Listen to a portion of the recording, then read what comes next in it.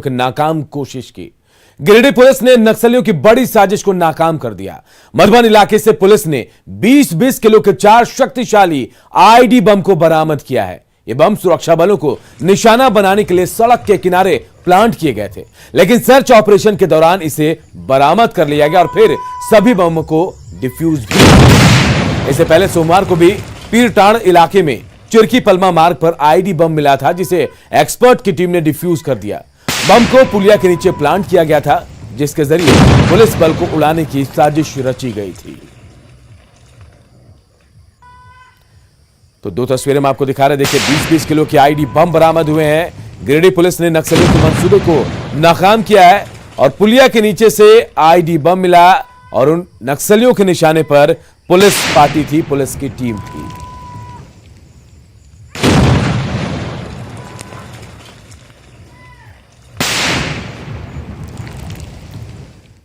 इधर गढ़वा में अंतर्राज्यीय हथियार तस्कर गिरोह का पर्दाफाश हुआ है। पुलिस ने तस्कर के घर से जमीन खोदकर 9 पिस्टल निकाला और साथ ही एक मिनी गन फैक्ट्री का भी खुलासा हुआ है। गढ़वा में हथियार तस्कर गिरोह का खुलासा।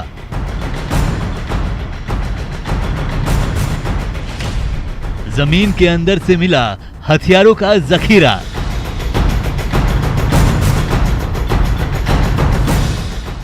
झारखंड समेत 5 राज्यों में बेचता था हथियार।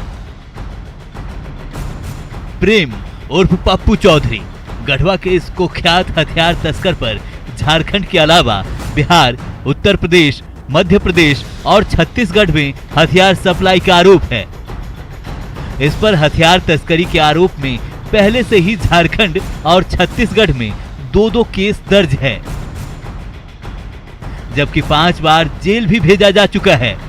पुलिस ने गुप्त सूचना के आधार पर जब छापेमारी की तो आर्म्स सप्लायर के घर में जमीन के अंदर से एक के बाद एक कुल 9 हथियार मिले। पप्पू चौधरी उर्फ प्रेम कुमार चौधरी, इनके पास से एक हथियार बरामद किया गया।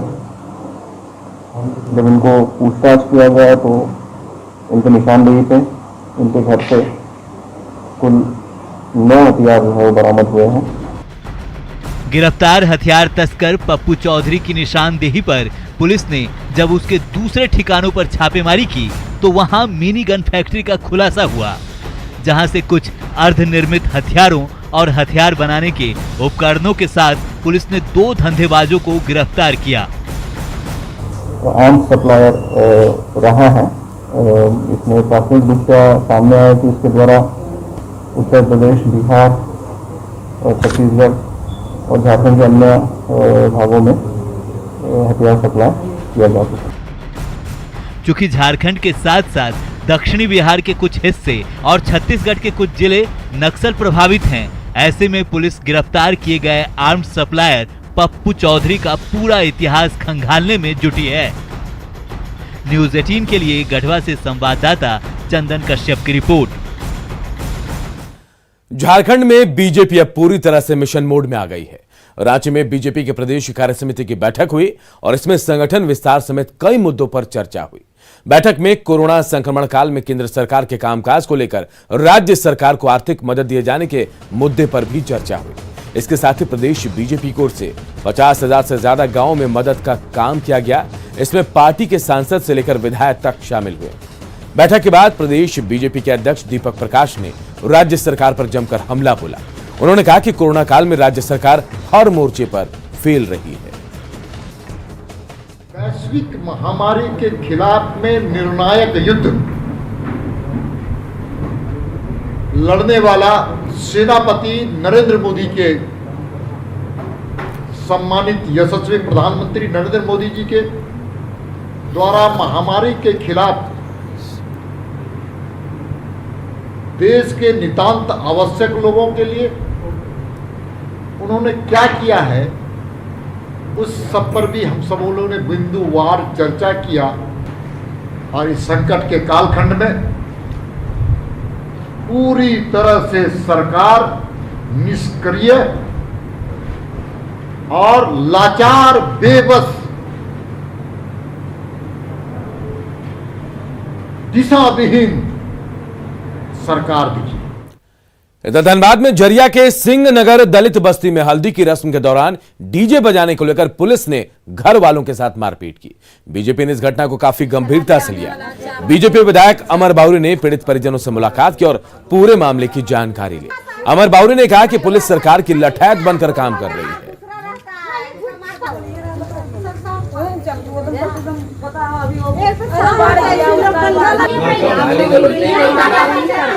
ये बहुत बर्बरतापूर्ण घटना है।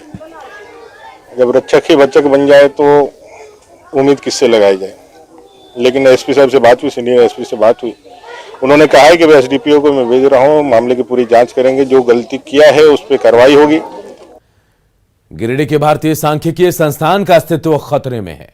इंस्टीट्यूट की जमीन पर लगातार भूमाफिया कब्जा जमाते जा रहे हैं और इसके बचाव में स्थानीय लोग अब आगे आ रहे हैं, लेकिन कुछ खास असर इसका नहीं दिख रहा। बताया जा रहा है कि इस प्रतिष्ठित संस्थान के लिए आधुनिक भारत में सांख्यिकी के पिता माने जाने वाले पीसी महाबुलिस ने जमीन दान में दी थी। इस पर बिचौलियों ने कब्जा जमा लिया। आपको बता दें कि पूरे भारत के 5 प्रतिष्ठित संस्थानों में से गिरिडीह भी शामिल है।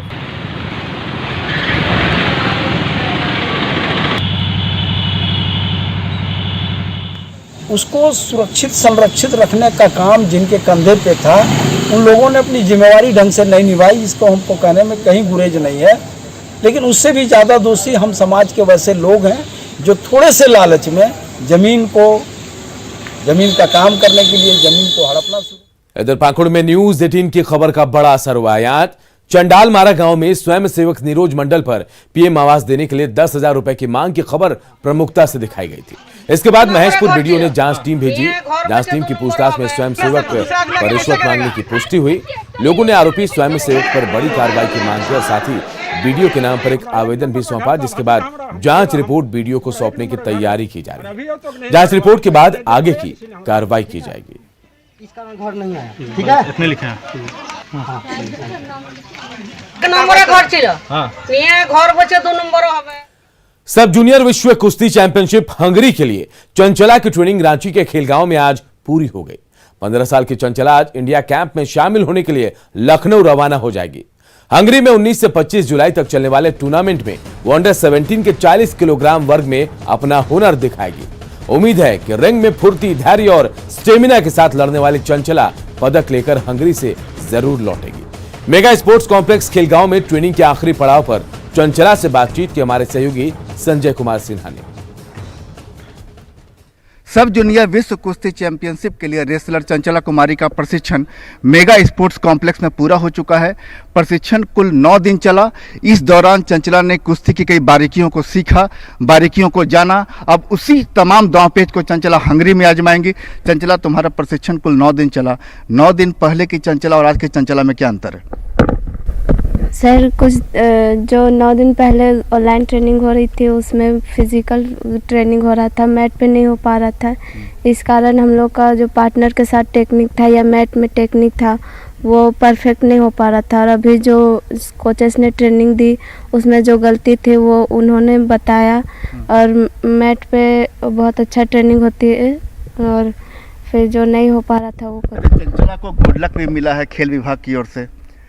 आपको गुड लक में क्या कहा गया? बोले कि इसी तरह और आगे बढ़ते रहो और उन्होंने मेरे को ऑल द बेस्ट कहा आगे का कंपटीशन के लिए। बिल्कुल। 9 दिन पहले मैंने जिस चंचला से मिला था वो चंचला थोड़ी सी शर्माई थी, थोड़ी सी कमज़ोर लग रही थी। तो चंचला ने इस दौरान क्या खाया जो इतनी मजबूत लग रही है? सर, आपने उस दिन बोला था तो मैंने हमारे यहाँ डाइट स्टार्ट हुआ और इसमें मटन, चिकन और नॉनवेज सारे मिल रहे हैं इधर। बिल्कुल। तो चंचला इस बार हंगरी में जाकर कौन सा ऐसा दांव आजमाएंगी अभी जो नया तुमने सीखा है जिससे पदक पक्का होगा? सर, अभी मैंने 2-3 टेक्निक सीखी है, वही सब मैं उसमें ये अप्लाई करूँगी। बिल्कुल। हमारे साथ चंचला की कोच हैं, हम उनसे बात करेंगे कि वास्तव में एक जो महिला जब कुश्ती लड़ती है, बालिका कुश्ती लड़ती है, तो वास्तव में उसका सबसे मजबूत पक्ष क्या होता है? हाँ, कुश्ती में महिला का सबसे मजबूत पक्ष होता है लेग अटैक। ज़्यादातर सिंगल लेग, डबल लेग, पट ये सब होता है। और धोबी पछाड़ तो पूरे भारत में से ही फेमस है। बिल्कुल, धोबी पछाड़ फेमस है। शायद चंचला को ही पदक भी दिलाएगा। 9 दिन चंचला का प्रशिक्षण चला, तो 9 दिन में वास्तव में किन चीज़ों पर ज़्यादा फोकस किया गया? 9 दिन चंचला का ट्रेनिंग चला, उसमें हमने इसके जो वीक टेक्निक थे हमने उसमें काम किया और जितने भी इसके वीक टेक्निक थे हमने उसमें काम किया, उसको सुधरवाया और मुझे उम्मीद है कि चंचला हंगरी से मेडल लेकर वापस आए। हमें गर्व है उसके ऊपर। बिल्कुल, चंचला आज रांची से लखनऊ के लिए रवाना होंगी। लखनऊ में इंडिया कैंप लगेगा, फिर वहां से हंगरी के लिए रवाना होंगी। चंचला छोटी है और छोटी चंचला अब बड़े पदक को पाने के लिए हंगरी की ओर अपना सफर आज शुरू करने जा रही है। कैमरामैन अमित के साथ संजय कुमार सिन्हा, न्यूज़ 18 रांची।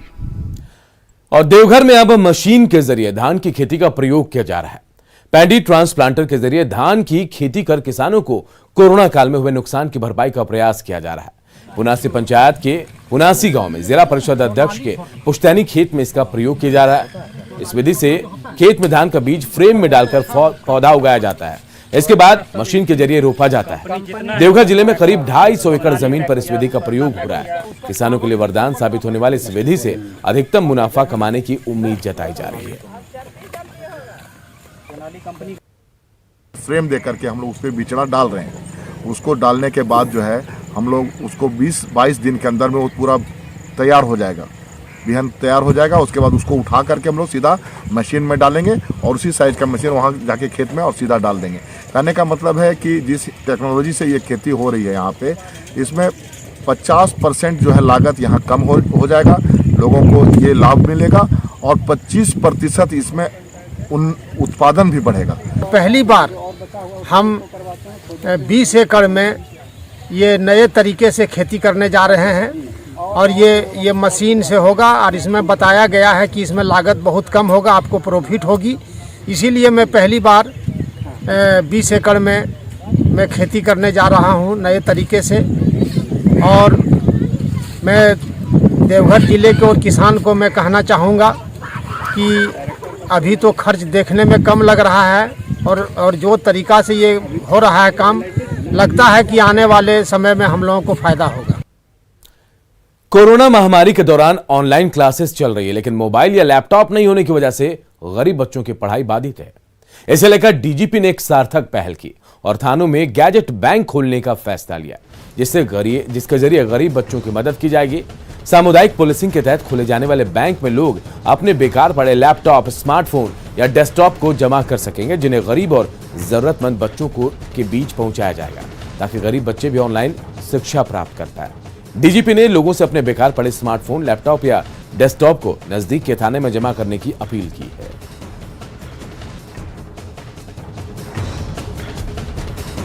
सब लोग जो अपना मोबाइल, लैपटॉप या डेस्कटॉप वाले जो इस्तेमाल नहीं कर पा रहे हैं, वो आए। निकटवर्ती थाना में एक इलेक्ट्रॉनिक्स या मोबाइल बैंक बनाया गया है, जो कि एक सर्टिफाइड होगा। उनका एक रोस्टर मेंटेन किया जाएगा। जो लोग आएंगे, डोनर का एक लिस्ट तैयार होगा कि अमुक लोगों ने डोनेट किया है, और वहाँ एक मोबाइल बैंक बन जाएगा। उसका बेसरती उनको एक रिसिप्ट दिया जाएगा, एसडी एंट्री किया जाएगा।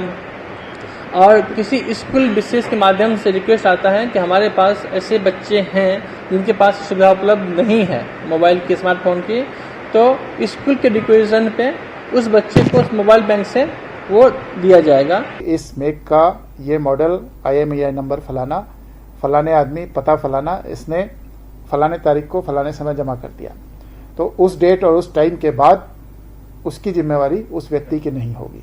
तो आदमी ज़्यादा कॉन्फिडेंट महसूस करेगा कि अपना जो भी घर में पड़े हुए हैं स्मार्ट डिवाइसेस वो दान कर सकें। और हम लोगों ने प्रक्रिया ये रखी है कि थाने में आप करेंगे, स्टेशन एंट्री की कॉपी आपको दे दी जाएगी एज प्रूफ कि आपने वो मोबाइल डिवाइस पुलिस को दे दिया। थाना में जो भी मोबाइल डिवाइसेस आते हैं, स्मार्टफोन्स आते हैं, लैपटॉप्स आते हैं, उन सभी को जिला स्तर पर भेज दिया जाएगा। अब जो पुलिस अधीक्षक हैं वो अपने क्षेत्र के जो भी प्रधानाध्यापक हैं उनकी अनुशंसा पर जो नीडी हैं, जो निम्न आय वर्ग के हैं, उनको देंगे। और जिनको दिया जाएगा, जिन बच्चों को, उनसे भी एक अंडरटेकिंग ली जाएगी। दिल्ली में बंधक बनाए गए पलामू के 2 बाल मजदूरों को CWC ने रेस्क्यू किया है। दिल्ली स्थित एक चूड़ी फैक्ट्री के मालिक अनवर खान ने बच्चों को बंधक बनाकर रखा था। बच्चों के परिजनों ने बताया कि जब कोई मौजूद नहीं था, उस वक्त नाना नानी के घर ले जाने की बात कहकर दलाल अजीम खान सभी बच्चों को दिल्ली ले गया और 7 महीने मजदूरी करवाने के बाद भी बच्चों को 1 रुपया भी नहीं दिया। ट्रैफिकिंग करके ले गया है, जो 3000 रुपये मंथली का बोल के लेके गया है, लेकिन अभी तक 1 रुपया भी नहीं दिया है। लगभग 7 महीना हो चुका है। उसके बाद उन लोगों ने 10 नंबर पे फोन किया। उसके बाद हम कमलेश जी वहाँ गए, कमलेश जी गार्जियन को लेकर CWC में प्रस्तुत किया। इसके बाद यहाँ से CWC दिल्ली को इन्फॉर्म हुआ कि यहाँ 2 बच्चे फंसे हुए हैं। उसके बाद एक रेस्क्यू टीम बनी, बच्चे को वहाँ से रेस्क्यू किया गया। इधर रामगढ़ में CCL के बड़का सयाल एरिया में आउटसोर्सिंग परियोजना के खुलने पर ग्रहण लगता दिख रहा है। परियोजना को खोलने के लिए 192 हेक्टेयर वन भूमि से जुड़े NOC की फाइल को CM ने लौटा दिया है। बताया जा रहा है कि फरवरी में ही फाइल को वापस फॉरेस्ट डिपार्टमेंट को भेज दिया गया है। गुरुग्राम के PSME एंड BVPL कंसोर्टियम को टेंडर मिला था, लेकिन NOC मिलने से परियोजना अधर में लटक गई। और यहाँ के प्रबंधन से हम यह मांग भी करते हैं कि ग्रामीणों से जितना मदद लेना है हम लोग देने के लिए तैयार हैं। आप सयाल खुली खदान को खुलवाने में पूरा प्रयास करें, खुलवाएं और यहाँ के ग्रामीणों को रोजगार से जोड़ें। बोकारो सदर अस्पताल में स्वास्थ्य कर्मियों की लापरवाही सामने आई है, जिस पर मंत्री चंपई सोरेन को हस्तक्षेप करना पड़ा। दरअसल बीते कुछ दिनों से तमाड़ के रहने वाले नील रतन का सदर अस्पताल में इलाज चल रहा है और उनकी मानसिक स्थिति ठीक नहीं है। इस दौरान मरीज का इलाज भी किया गया, लेकिन मानसिक स्थिति ठीक नहीं होने के कारण अस्पताल से बाहर जाकर फर्श में वो सो गया। ऐसा देख सोशल वर्कर साजिद हुसैन ने CM हेमंत सोरेन और मंत्री चंपई सोरेन को टैग कर अस्पताल के दोषी कर्मचारियों पर कार्रवाई करने को लेकर ट्वीट किया, जिसके बाद मंत्री चंपई सोरेन ने उपायुक्त को जांच कर कार्रवाई का निर्देश दिया है। मंदबुद्धि का पेशेंट था और उसका प्रॉपर केयर कल भी डॉक्टर आजीम केयर उसका देखे हैं, उसको दवाई भी दिया गया है। इसी बीच में मरीज किसी भी बाथरूम के बहाने बाहर निकल गया और हमारे अस्पताल के कॉरिडोर में एक जो मैट्रेस था उस पर जाके सो गया। इस तरह से हम अपने कर्मचारी जो भी हमारे ड्यूटी में थे उनको हिदायत भी दी है हमने और सो पर भी पूछा है कि इस तरह की लापरवाही मरीजों के साथ, खास करके जिस मरीजों का कोई अटेंडेंट न हो नहीं। जामताड़ा के कर्मठाण के पिंडारी गांव में साइबर अपराधी विकास मंडल को पुलिस ने गिरफ्तार किया है। राजस्थान पुलिस की सूचना पर पुलिस ने कार्रवाई की। साइबर अपराधी कलीम अंसारी के घर में छापेमारी कर 14 लाख रुपए बरामद किया गया। हालांकि कलीम अंसारी भागने में वहां से सफल रहा। संथाल रेंज के DIG ने बताया कि राजस्थान के एक अधिकारी के अकाउंट से 97 लाख रुपए उड़ाए गए थे, जिसके बाद मोबाइल ट्रेसिंग के आधार पर पिंडारी गांव में छापेमारी की गई। छापेमारी के दौरान ही पुलिस ने विकास मंडल नामक एक अपराधी को गिरफ्तार किया। इस दौरान 8 mobile phone, 18 SIM card, 4 passbook और 4 ATM कार्ड बरामद किया गया। DIG ने बताया कि यह बरामदगी अब तक की सबसे बड़ी बरामदगियों में से एक है। किसी व्यक्ति के अकाउंट से पैसा निकाल लिया गया है, साइबर फ्रॉड हुआ। ये सूचना उपलब्ध कराने पर यहाँ टीम गठित की गई। उसी साइबर थाना हरिंदर राय और अन्य लोग जो थे उनके द्वारा वहाँ पर कलीम अंसारी जो पिंडारी गाँव का रहना था, उनके घर पर छापामारी किया गया। मोबाइल का डिब्बा 3 बरामद, इतने सारे सामानों की बरामदगी हुई है। और हाल फिलहाल में साइबर के खिलाफ जितने भी कांड दर्ज हुए हैं, जितने भी कार्रवाई हुई है। और आइए अब देखते